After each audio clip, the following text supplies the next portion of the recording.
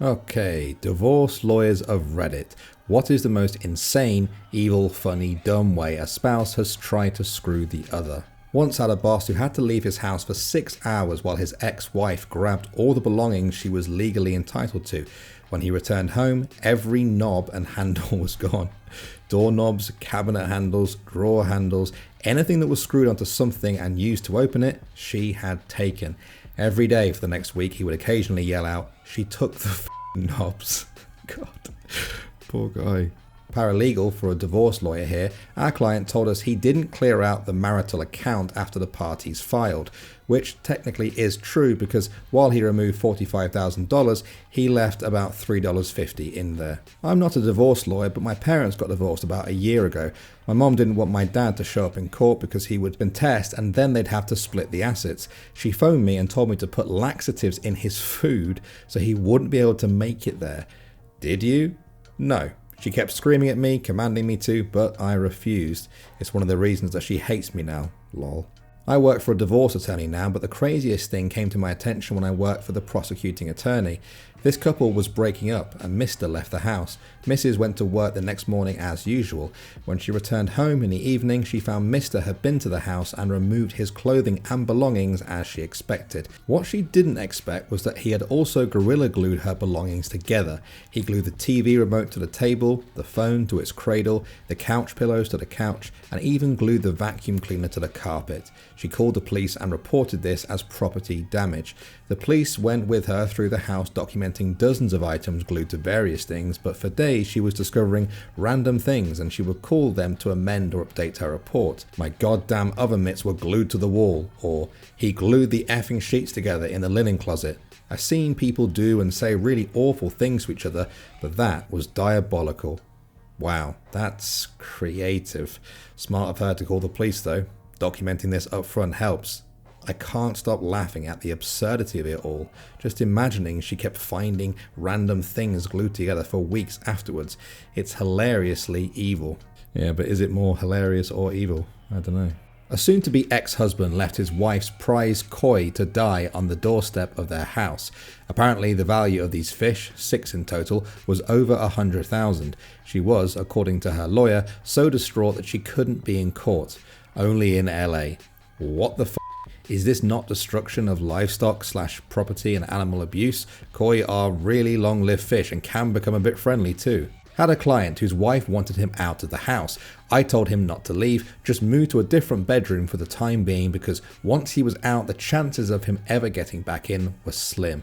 He texted his wife and told her he was staying in the house. She called back and left a voice message that she wanted him out and if he wasn't out soon she would start taking out her unhappiness on the children and would remind the children that mommy was being mean to them because daddy wouldn't leave. 101 on how to lose custody. You bet. I played it for the mediator and judge. Divorce lawyer here. Spouse had been out of the house for weeks. She waited until he was on a business trip, came into the house, turned on all of the faucets, plugged the drains, turned off the furnace and left. It was minus 10 degrees. He came back 5 days later. The house was ruined. The water froze and cracked the foundation. I'm guessing no insurance or insurance didn't cover a deliberate act of damage or something. With it being a deliberate act of an insured on the policy, she would still have been considered an insured by the definition in most policies. Yeah, I'm thinking claim denied. TLDR, my client's spouse accused him of giving his deceased wife cancer. I represented a guy who was on his second marriage. His first wife passed away from cancer. He and his kids were obviously devastated. My client was a pretty sensitive guy with a big heart. His second wife could be very charming, which was why he fell for her, but it was all a facade. Anyway, to make a long story about a lengthy divorce short, my client met a very kind and affectionate woman during his case. They really hit it off and were basically engaged even though his divorce was far from over. The fiancé started having health problems and was diagnosed with a form of terminal cancer. Somehow the second wife found out about this and tried to use the cancer diagnosis against my client in court. She developed this crazy theory that my client had killed his first wife by giving her cancer and that he was doing the same thing to his fiancée. The second wife's attorney, who was quite good, refused to be a party to it. The attorney never addressed the argument in court and didn't even ask the second wife any questions about it during testimony. Rather, the attorney informed the judge that the second wife wished to address the court directly about an issue. The judge allowed her to do so in a highly irregular move. The second wife told her crazy conspiracy theory to the judge, adding that she was certain my client had tried to give her cancer at some point as well. I wish I had an artist rendering of the scene, capturing the second wife's crazy eyes, her attorney's look of shame/embarrassment, the judge's look of confusion/ennui, and my look of awe-inspired disgust. Poor guy though, having 2 loved ones get terminal cancer. That story is crazy, just feel so bad for that guy. I was an assistant for a family law practice, not a lawyer, so it was already a disaster of a divorce because the ex-husband was a dick, but it got so much worse when the wife started dating someone new with a severe cat allergy like a year after they split up. Her psycho ex bought a cat in his time with the kids, except he's not allowed pets at his apartment. He sends the kids back to their mom's house with the cat and all its stuff. Mom is pissed because she didn't want a cat at all, plus her boyfriend is crazy allergic. She calls us asking what to do because her kids are bawling, saying that she can't get rid of their new sibling and she has the cat in the garage. Ex told kids, if mommy loves you, she'll let you keep the cat since daddy is not allowed cats at his house. Friend was going through divorce from insane husband. He had been texting her pics of the gun he bought and threatening her. Police were called. Nothing they could do because it was only a picture. He was staying with a secret girlfriend at this point. She allowed him to go get his stuff from the house. She was scared to go back in the house alone. I went with her. First red flag was he had changed the locks, so we waited for locksmith to open the house and change the locks again. Well, when the doors opened, we noticed all of the furniture was gone, so we carefully went upstairs in search of her cats. The entire second floor was empty. No cats, no furniture. Even her clothes were gone. Come to find out, he hired a moving company to pack and take everything, even the food in the fridge.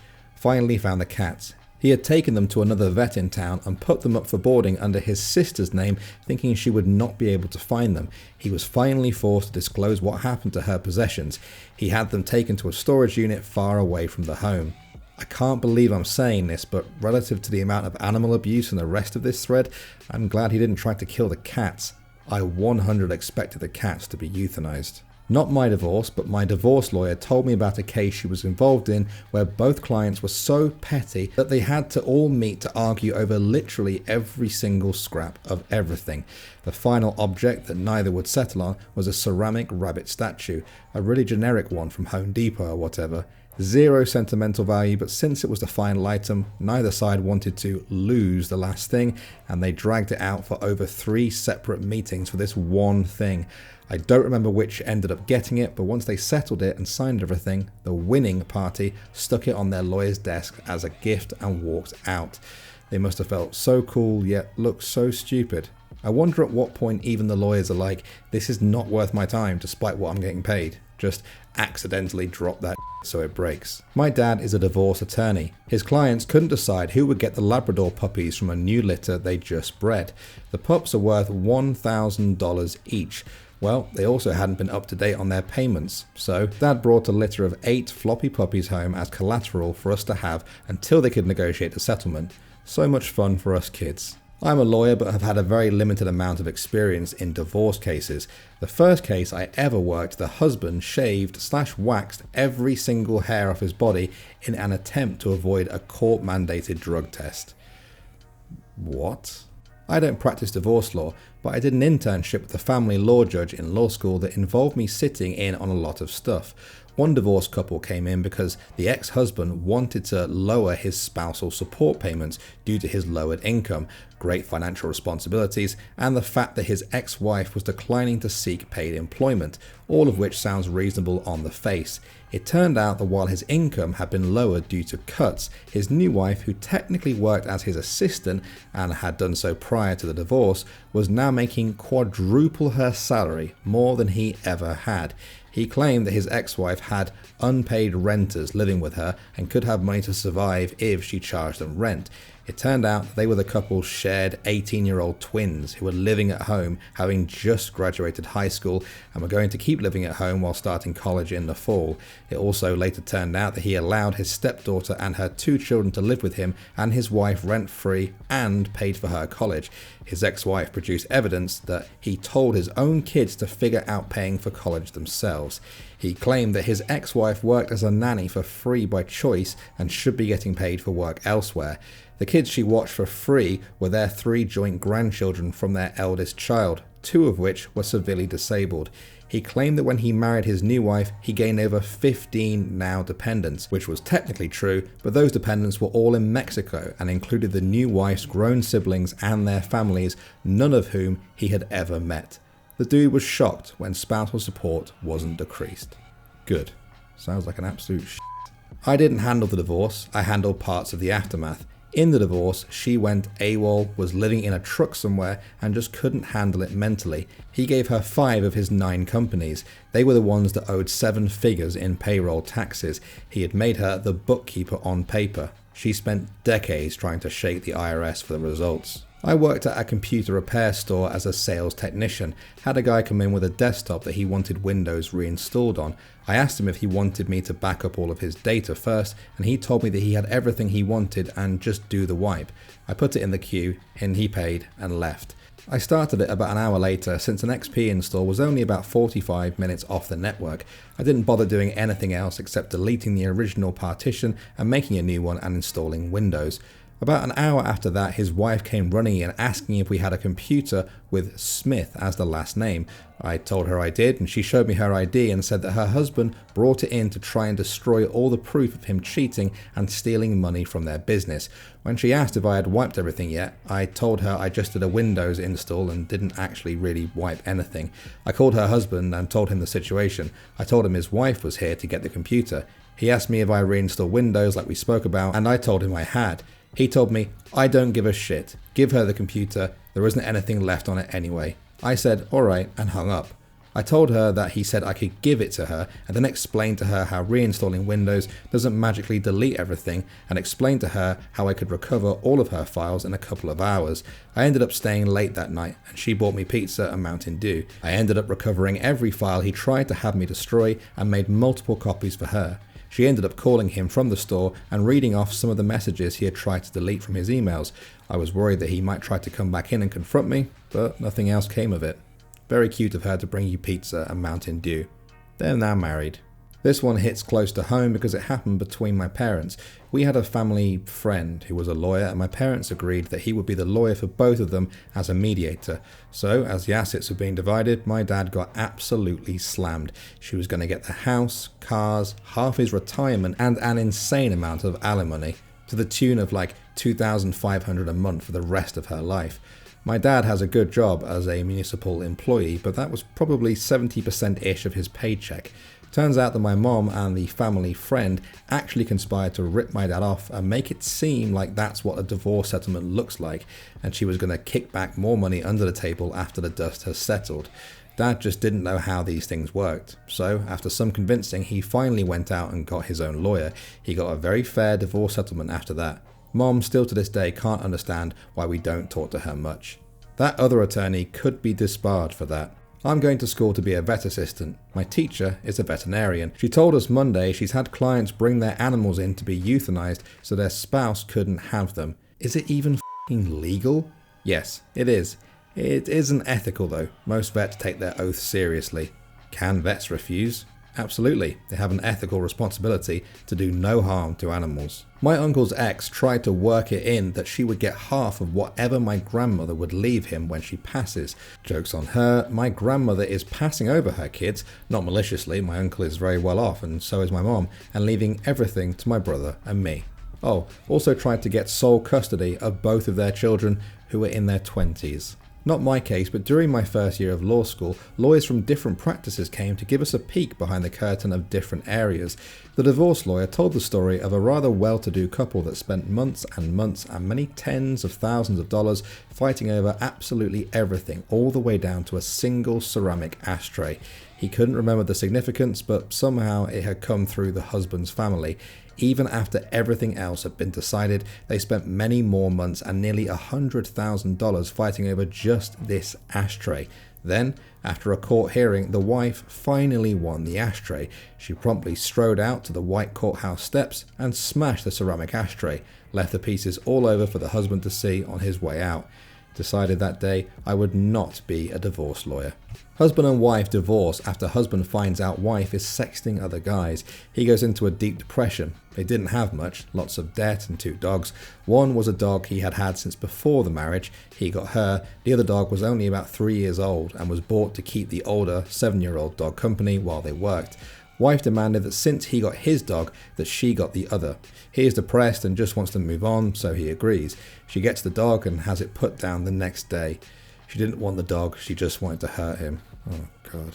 How shitty of a person do you have to be to invoke something as innocent as a dog in your petty fight that you yourself are responsible for? How do you justify something like that? I'm mad at him for finding out I cheated on him. She is an all-round person. She knew how much she up his life. When he died suddenly at 45 from liver failure, he replaced her with a bottle and it didn't take long. She showed up at his funeral even though his parents expressly told her not to. She literally sat in the back and fanned herself the whole time. They should have kicked her out. I agree. I'm not a divorce lawyer, but my prior employer was once served with an obviously forged garnishment order from an employee's ex-wife, directing garnishment of his wages in an amount that far exceeded his actual wages. We reported it to the police department. I read one where in the settlement there was shared custody of a parrot. Neither were allowed to teach the parrot to swear at the other one. I hope the parrot is going through some counselling. They actually do go through terrible trauma losing a person. They are seriously social creatures, apparently. This was recently posted in Today I Learned. Parrots kept as pets will go through severe emotional trauma when they're given away, sold, or abandoned, developing destructive behaviours like screaming, aggression, and self-mutilation, plucking out their feathers in the wild. They are extremely social and often mate for life, 60 to 80 years. Oh. Damn. Have a friend who went through a nasty divorce and his ex was vengeful as hell, despite him having done nothing wrong, like cheating, lying, etc. Basically, he got laid off from a good job and the loss of status embarrassed her, especially as he took to being stay-at-home dad and their kids adored him. Never mind she had MBA and a 6-figure job herself. She would try and buy expensive shit on credit cards to show high expenses, then return it for cash or store credit so that the refund didn't go back on card so that she could try to get more support. To just get a job, he took one at Home Depot. He'd been an engineer at a tech company. Later on, he landed an IT consulting position that was part-time but paid about what he made at HD working full-time. She petitioned the courts to try and force him to have a full-time job, basically wanting to force him to spend 30 more hours to earn the same. Part of his custody granted him dinner one night a week with the kids, i.e. 5 to 7 p.m. He asked for it to be school pickup to 7 p.m. instead, and she refused that even though from 3 to 5 they were at home with a nanny who had to be paid for that time while mom was at work. Isn't that really an unusually small amount of time? Why did he get such a bad deal?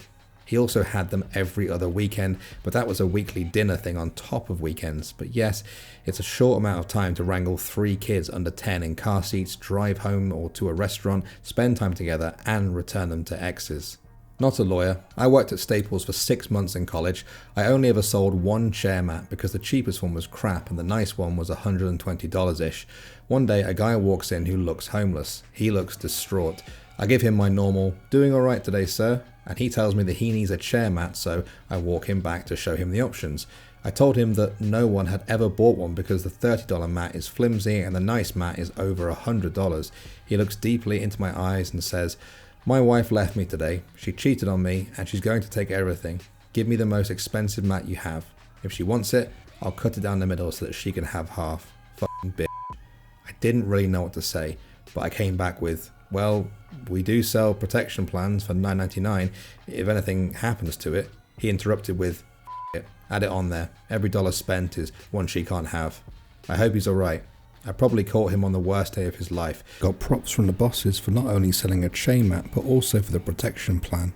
I'm half cringing at the boss's reaction and half wondering what would have happened if you'd shown the customer your entire store catalogue. I just saw this on a YouTube video. The husband gave his wife everything material, house, cars, etc. in the divorce except his Madrick the Gathering collection.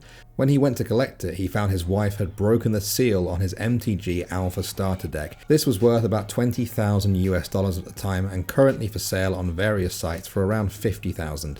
For context, as soon as you break the seal, the deck becomes worthless, and unless you get some of the insanely priced cards, like Black Lotus, you will lose a significant amount of money. So she literally got all the assets they accrued over the marriage and killed the only thing of value this guy got out of total spite. Not a lawyer, just grew up with a shitty family situation.